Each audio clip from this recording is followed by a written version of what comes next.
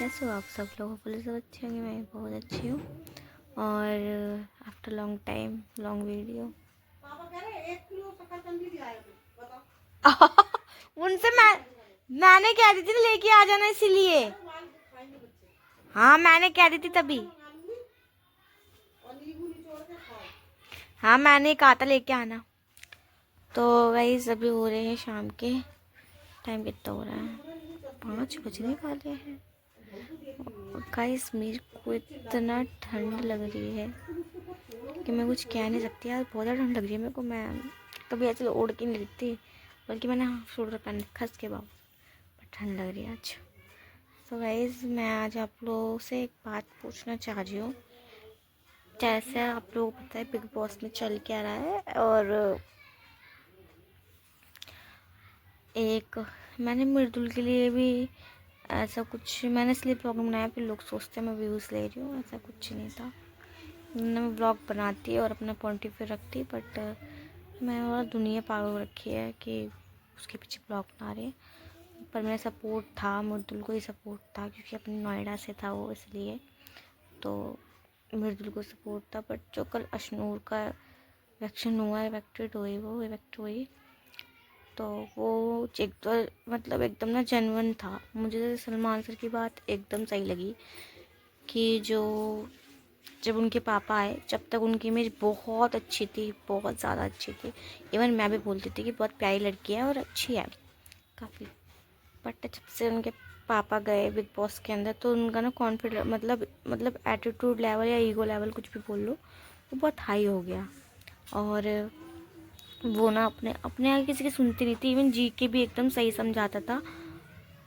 वो लोगों को दिखता होगा शैडो में, पर वो बात सही समझाता था उसको। तो उसके बाद उसको लगने लग गया कि जब पापा ने बोला हाँ इतना भी मत सुनो, अपना पॉइंट ऑफ व्यू रखो, इसका मतलब पर लेकिन कोई अगर बड़ा समझा रहा है तो इवन कुछ सही लग रहा होगा तो ही वो बोल रहा है। और वो अपनी बेटी की तरह ट्रीट करते थे, एज अ फ्रेंड भी बोल सकते हैं, बट एज अ फ्रेंड ज़्यादा ट्रीट करते थे कि जो चीज़ गलत है वो अशनूर को बोली भी थी। परिणीत भी यही चीज़ बोलता है। पर कल जो अशनूर गई तो मेरे को एकदम सही व्यक्ति लगा उसका, क्योंकि देखिए तो दास देख रही है। भजन सुनाने नहीं आए हैं, पहले ही सुन लो।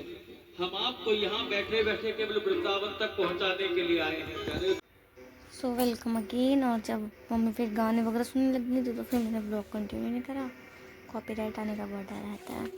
तो मैं कर देती अशनूर की बात, और मेरे को तो सही लगा उसका बाहर निकलना, क्योंकि यार वो ना सच बताऊँ ना तो जब तक अभिषेक बजाज था, जब तक भी लोगों ने सपोर्ट करा, जब जब मैंने कुछ कहा ही नहीं उसको, मतलब मेरे को कुछ दिखा ही नहीं है उसको, मतलब उसने कुछ गेम खेला ही नहीं, पता नहीं क्यों रखा था बिग बॉस में उसको, कुछ गेम नहीं दिखा।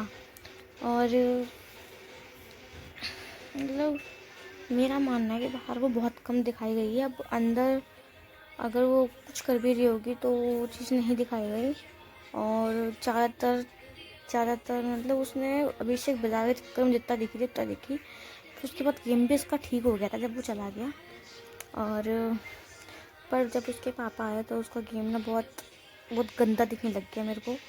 उसका सही निकलना हुआ, क्योंकि एक इंसान होता है जिसे मारने के बाद तुम सॉरी बोल देते हो, चलो ठीक है यार गलती सही लगी पर सॉरी, है ना। चाहे कोई भी हमारे सामने दुश्मन क्यों ना होगा, लग गई तो सॉरी।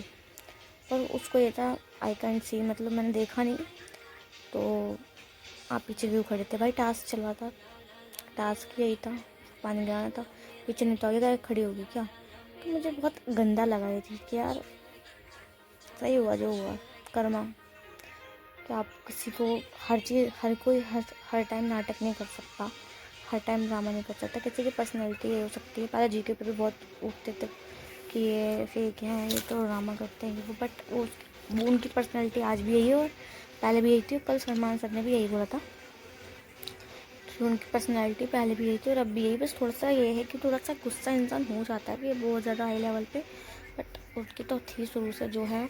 तो सही हुआ। और आपको कैसा लगा मुझे बताना। मेरे को एकदम ठीक लगा निकलना। और फिर एंड में रो रही हैं कि मुझे नहीं जाना, ये चीज़ पहले सोचनी चाहिए यार। बिग बॉस का रूल है, उसमें आप हाथ नहीं उठा सकते, कुछ चीज़ तोड़ फोड़ नहीं कर सकते, ठीक है। अभी फरहाना ने शायद प्लेट तोड़ी थी, शायद नहीं तोड़ी ही थी, तो तानिया खड़ी थी, अगर कोई और होता तो उसका भी मुद्दा बनाता, बट उसकी समझदारी है कि उसने कुछ बोला नहीं, बट वो थे कि उसको लग गया कि अगर बाई चांस लग जाती तो। हाँ ये रखा तो एक सेकंड यार, फ़ोन देख के आऊँ। सो गाइस हाँ, तो मेरे को एकदम सही लगा उसका निकलना। और मैं ये भी नहीं कहूँगी गेम, अगर बिग बॉस में बुलाया गया है तो कुछ चीज़ अच्छी होंगी इसलिए बुलाया गया है। मालती को भी घमंड था कि वाइल्ड कार्ड इसलिए बुलाए जाते हैं कि गेम में ट्विस्ट आए, मतलब कि आप लोगों से गेम नहीं चल रहा, वाइल्ड कार्ड इसलिए बुलाए जाते हैं। अरे वाइल्ड कार्ड, जो सलमान सर की बात ना मुझे कल बहुत अच्छी लगी। उन्होंने मतलब बोला कि वाइल्ड कार्ड इसलिए बुलाए जाते हैं कि आप बाहर की बात अंदर ना लेके जाओ, आप अपने तक रखो तो उस चीज़ पे बात बने, मतलब लड़ाई झगड़े करें। और जो जिन्होंने एपिसोड नहीं देखा वो जाके देख सकता है, बहुत अच्छा था कल का। तो मैं तो लाइव टेलीकास्ट देख रही, तो मैं पहले देख लेती, अब जो होएगा वो आप अब देखोगे, बट मैं देख चुकी हूँ। तो मेरे को इतना वो नहीं लगा। और इसमें भी लेटी हूँ और ये ब्लॉग अभी डलना है, इसका एंडिंग भी नहीं करा था। तो आप लोगों को कैसा लगा निकलना? सब टीवी देख रहे हैं, सब टीवी, एक फ़ोन में एक टीवी में है।